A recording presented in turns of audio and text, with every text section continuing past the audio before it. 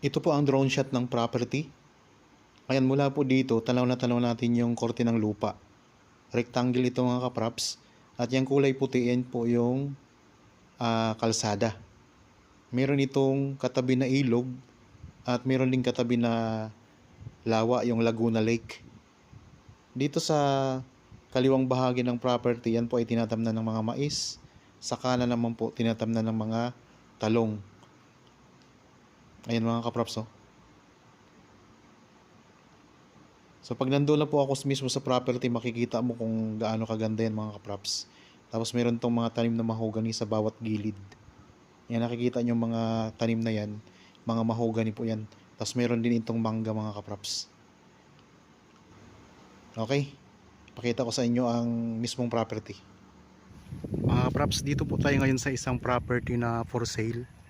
Ito ay matatagpuan natin sa bayan ng Lumban, Laguna. Tabing kalsada lang po ito mga kapraps.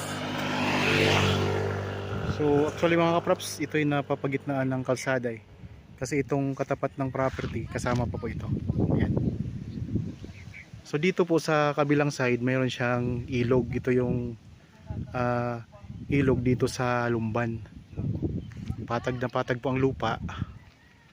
Tapos mayroon tong tanim na prutas mga kapraps. May mangga, tapos may dalanghita, may kalamansi. Tapos dito sa area na ito ng property, meron itong mga tanim na mahogany. Tapos ang kaharap naman nito mga kapraps ay yung Laguna Lake. Ang ganda ng view dito. Ayan ang mga puno ng mahogany mga kapraps. Nakahilera siya sa boundary ng property. Yan, ito po yung boundary mga kapraps, oh. Diretso po siya papunta doon sa Laguna Lake. Mismong tabi lang ito mga kapraps. Ang frontage po nito ay nasa 35 meters. Tapos ang distansya po nito sa town proper ng Lumban ay nasa ano lang po, mga 7 minutes travel time lang.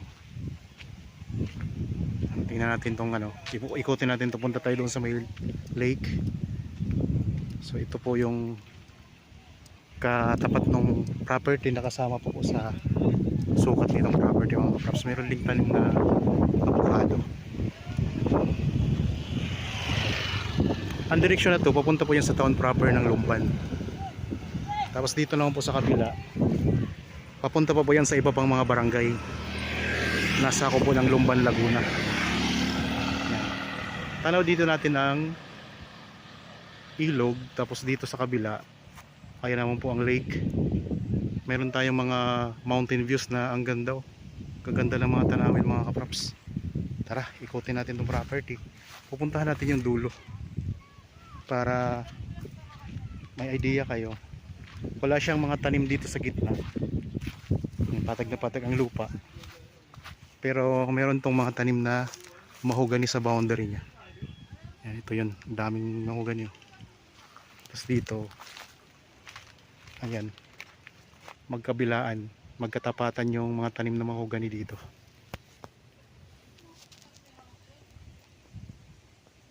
Okay, puntahan natin yung pinakadulo nito mga kapraps, sa tabi ng lake. Sa mga viewers po natin ngayon na mayroon ding mga property na gustong ibenta at hindi pa po ninyo nahanapan ng buyer, pwede po kami makatulong sa inyo mga kapraps para mabenta ninyo yung property. Kontakin nyo lang po kami sa mga contact details na makikita nyo sa inyong mga screen. Meron po tayong Viber, cellphone number, Facebook Messenger at saka WhatsApp. Okay, dito tayo ngayon sa boundary mga kapraps ha. Ito yung boundary mga kapraps, punta doon sa lake. Tapos yung kabilang boundary naman, yung may mga tanim din na mahogany mga kapraps. Ayan po, pag ganun siya. Ganda no.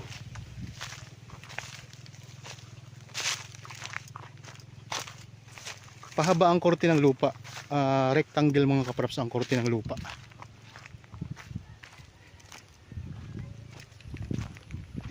Kaka-relax dito ah.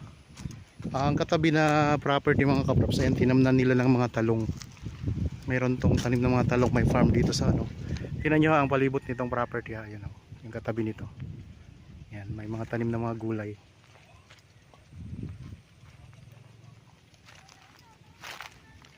Ito, kung halimbawa gusto niyo magtanim din ng mga gulay, pwede rin ito mga kapraps. Kasi maganda ang lupa dito.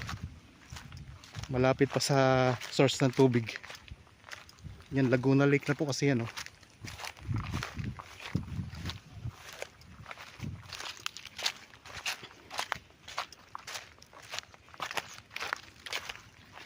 Ang Lumban mga kapraps ay katabi po ng bayan ng Paete, tapos katabi ng Pagsanhan. Malapit na lang din po sa Santa Cruz, sa kapital ng lalawigan ng Laguna. Dito, ang ganda dito mga kapraps, ang view. Talagang sulit na sulit, ang ganda.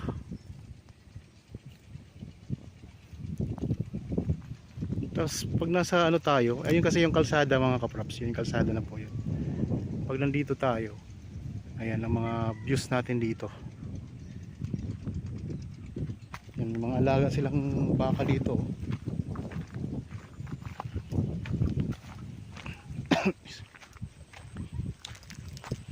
Yan na po ang lake mga kapraps. Ito na. So yan yung pinaka boundary ng property, lake.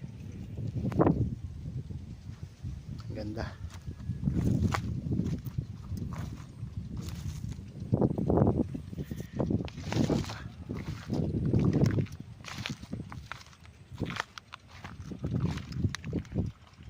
Mga kaprops, 8 minutes lang ha papunta sa town proper ng Lumban ha. Mula dito sa property na ipinipicture ko ngayon. Isa itong farm lot. Ang sukat po nito ay 9,160 square meters. Clean title po ito mga kaprops. Tabing kalsada, patag na patag ang lupa. Tapos ang kagandahan nito mga kaprops, ang flood control ay patuloy po siyang ginagawa ngayon. Mayroon kasing flood control doon. Mula pa po, nandun po ang flood control mga kaprops. Kasi may ilog siya dyan eh. So ginagawa ng flood control. Kaya pag natapos yun, mas maganda na. Kasi dito, tanaw natin yung ano, yung Mount Banahaw, ayun. Kasi yan. Punta ako sa gitna mga kaprops para makita nyo yung ano. Iikot ko sa gitna yung camera para makita nyo kung gaano kaganda ang view dito. Dito sa gitna pwede kayo magtayo dito ng inyong rest house, oh.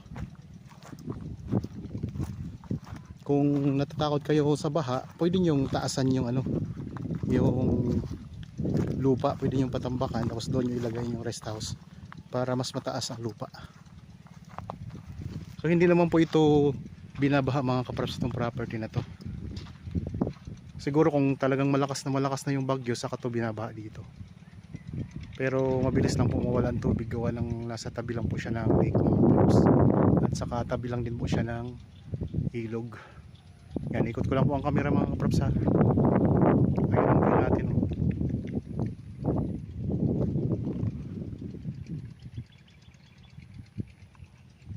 Tapos dito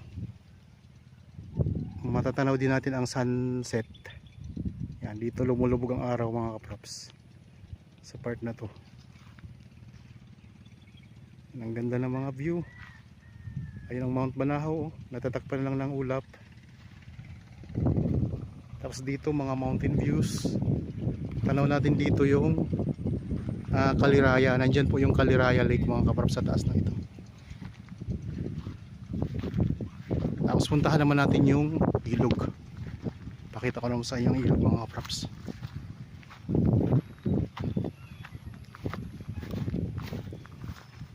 Ito yung kabilang boundary, oh. Gani.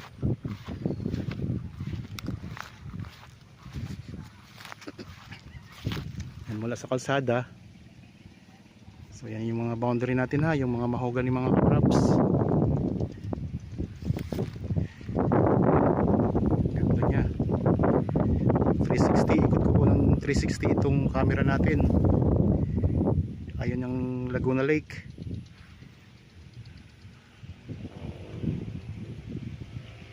Ayan ang Mount Banahaw. Mga mountain views, yung Kaliraya, bundok ng Kaliraya. Ano natin dito. Tapos ayan po ang kalsada. Tara, punta na tayo sa ilog. Ang lupa ay mayroon ding mga tanim na mga magagandang damo.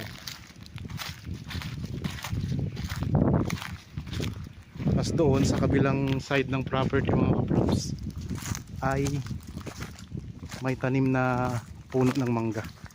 Ang presyo nito ay makikita nyo po sa description box at sa title nitong video. Tapos ang iba pang detalye ay nandyan lang din po, mababasa ninyo. Kung meron kayong mga katanungan pa, kontakin nyo lang po kami sa mga contact details na nakikita nyo po sa inyong mga screen. Pwede po sa Viber, cellphone number, Facebook Messenger at saka WhatsApp. Tabing kalsada lang to mga kaprops. Ayan. So napapagitnaan yung property ng kalsada, pero dito sa kabila maliit na lang na side to, maliit na lang na area itong sa tabing ilog. Dito po sa may lake, tabi ng lake ang mas malaki ang area. Okay, tayo dito. Pinaka-boundary. Punta natin yung ilog. Kuhanan ko lang po.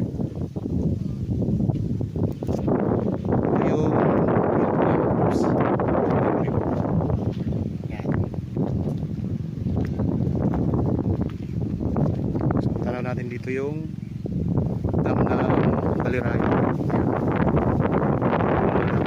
Zoom lang natin. Yan yung dam ng Kalirayo. Ito na yung pinaka boundary niya, yung ilog na to. So may ginagawa dito na flood control doon pa banda. Ano po itong puno na to? Ayun, may puno ng kamatsili pala dito. Oh, yan. Malaking puno.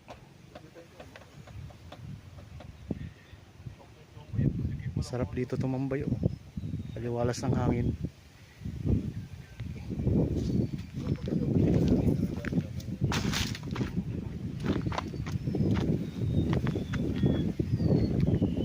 Mayroon ding mga tanim na kalamansi at saka may tanim na avocado.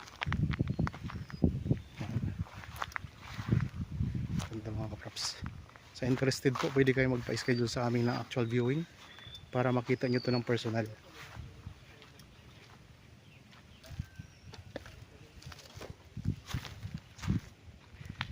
Ganda mga kaprops.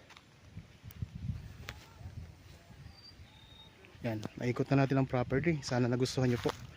Para sa mga bago pa lang sa aking channel at napadaan lang dito sa aking channel, huwag nyo pong kalimutang mag-subscribe at pindutin na rin po ang notification bell para maging updated kayo sa mga bagong property na i-offer namin.